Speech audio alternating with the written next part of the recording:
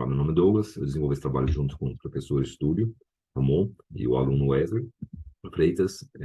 Esse trabalho tem como foco, né, a análise curricular para implementação do BIM dentro do curso de Arquitetura e Urbanismo da Universidade Federal de Viçosa. Né? Então, a gente tentou, nesse trabalho, explorar os novos parâmetros e opções de métricas para avaliar a implementação de BIM no curso. Né? Esse nosso curso, ele tem relativamente recente, né? Ele é de 92, tem 40 alunos por ano, cerca de 4.000 horas de integralização, e o ensino de BIM dentro desse curso, ele começou em 2014 com uma disciplina optativa que fazia integração entre alunos de arquitetura e engenharia, e hoje, em 2022, a gente está querendo fazer uma proposta para a implementação de BIM num aspecto maior dentro da grade curricular, e por isso a gente está trabalhando em conjunto, né, com a rede de salas BIM da ANTAC. No caso, eu estou trabalhando como coordenador da sala BIM no curso de arquitetura e urbanismo da UFV. E aí, o que o nosso trabalho ele propõe, né? Então, primeiro, uma discussão sobre o modelo de matriz proposta pela rede, né, para análise da matriz de maturidade BIM do curso. A gente entende que alguns desses parâmetros talvez não contemplem toda a qualidade e a capacidade de maturidade do curso. Né? Então, a matriz de maturidade, ela tem alguns parâmetros para serem quantificados, né, em 5 categorias, em 6 categorias, cinco categorias.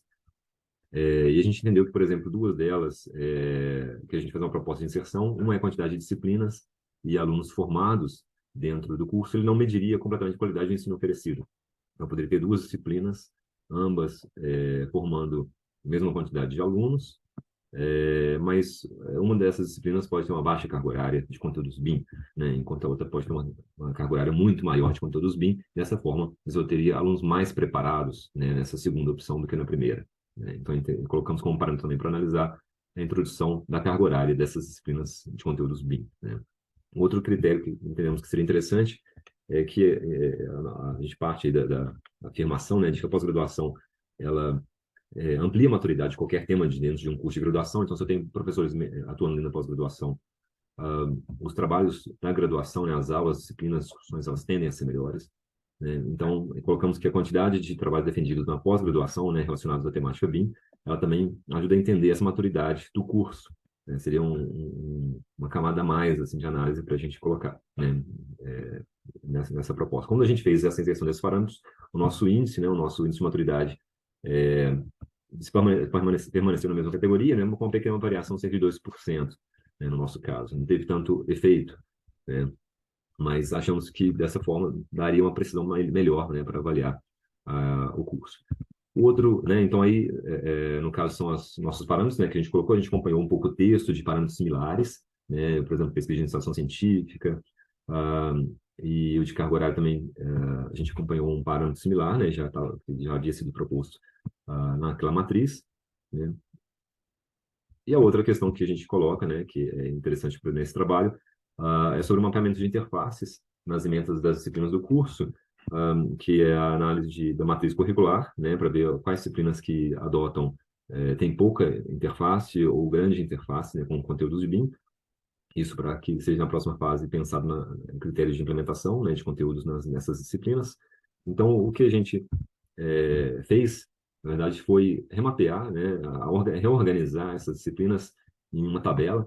Né? Então, aqui a gente tem esse exemplo, essa imagem de fundo, né, as disciplinas como linhas, e aí, remapeando dessa maneira, né, essas informações, a gente começou a pensar, bom, será que essa quantidade de variáveis que está sendo colocadas aí poderia trazer uma nova métrica para análise, ou então poderia trazer novos sentidos para a gente entender um pouco melhor esses dados, né?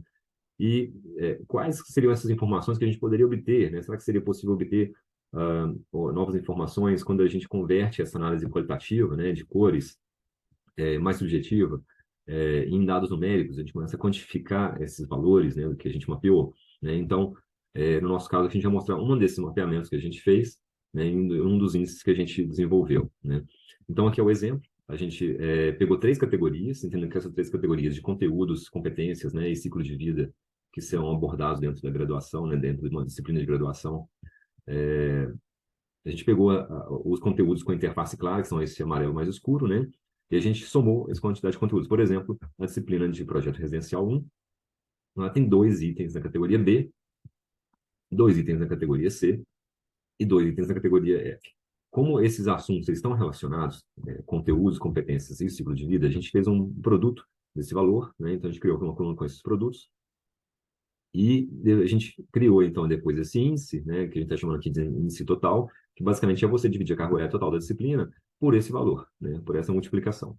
Né? Então, por exemplo, a disciplina de projeto 1, né, ela teria 90 dividido por 8, né, daria um índice de 11,25. Enquanto o projeto 2, que tem uma carga horária próxima, mas muitos itens que foram mapeados, né, entendendo que tem interface, claro, com vários itens na ementa dessa disciplina, né, você tem uma carga horária bastante de baixo para tanto item que você gostaria, né?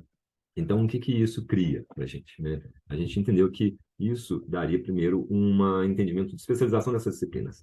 Bom, se eu tenho uma disciplina com muitos itens para serem discutidos, com uma carga horária X, aquela mesma disciplina, se ela tiver menos itens para serem discutidos sobre BIM, né, com uma carga horária semelhante, ela pode ter um grau de especialização desse conteúdo melhor, né? Então, isso vai gerar para a gente, no final das contas, esse gráfico, né? A gente pegou esse valor desse índice para todas as disciplinas e mapeou, e ele traz isso como informação visual, né? Por que que essa informação visual é interessante? A partir do momento que você pega, por exemplo, uma disciplina de P2 e avalia que ela tem uma grande interface em todos os componentes, por exemplo, né? Em todos os parâmetros de análise da disciplina, você fica muito animado em querer implementar o BIM numa disciplina desse tipo, né? E aí é um erro, claro, tentar fazer dessa maneira. Você colocar uma disciplina com uma carga horária não muito alta, cheia de conteúdo, né, você vai tender a fazer uma disciplina extremamente generalista e de difícil absorção desse conteúdo pelos alunos, né?